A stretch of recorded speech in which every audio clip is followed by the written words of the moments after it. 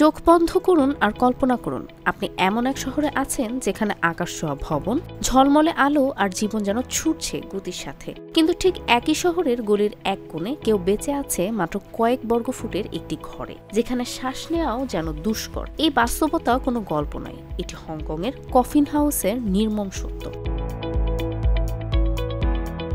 Hong Kong এক অর্থনৈতিক শক্তিশালী শহর। বাইরে থেকে দেখতে এটি সাফল্যের মডেল, কিন্তু ভেতরে শহরের প্রায় 2 লক্ষ মানুষ গাদাগাদি করে থাকে ছোট্ট বন্দি কক্ষগুলোতে, যাকে তারা ডাকে কফিন হাউস। একটি ঘরের আকার এমন ছোট যে হাত পা ছড়ানোর সুযোগ নেই। মাত্র 15 থেকে 20 বর্গফুটের এই জায়গায় কেউ শুয়ে থাকে, কেউ রান্না করে, আবার কেউ সেখানে রাখে তাদের সম্পূর্ণ জীবন।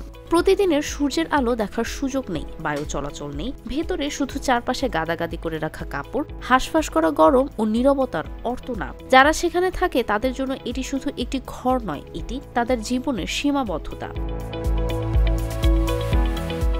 250-টিরও বেশি ডিজাইন অপশন নিয়ে ওয়ালটন স্মার্ট ফ্রিজ, বোঝে আপনার প্রয়োজন। কেন এমন হয়? জমির উচ্চ মূল্য, নগরায়নের চাপ ও ধনী দরিদ্রের বৈষম্য। হংকংয়ের জনসংখ্যা এত বেশি যে একটি সাধারণ ফ্ল্যাটের ভাড়া দেওয়াও নিম্ন আয়ের মানুষের জন্য অসম্ভব। এমনকি মধ্যবিত্তরাও ফ্ল্যাট কেনার স্বপ্ন দেখেন না, ফলে তাদের জন্য কফিন হাউসই একমাত্র বিকল্প।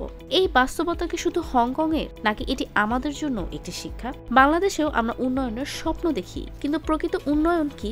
এটি কি শুধু উঁচু ভবন ও চকচকে রাস্তা, নাকি এমন একটি সমাজ যেখানে প্রতিটি মানুষ সম্মানের সাথে বাঁচতে পারে?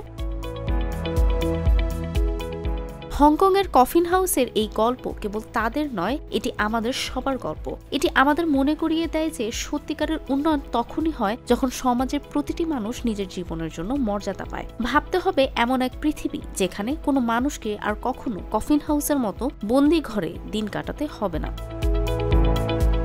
বুশরা সুলতানা, RTV।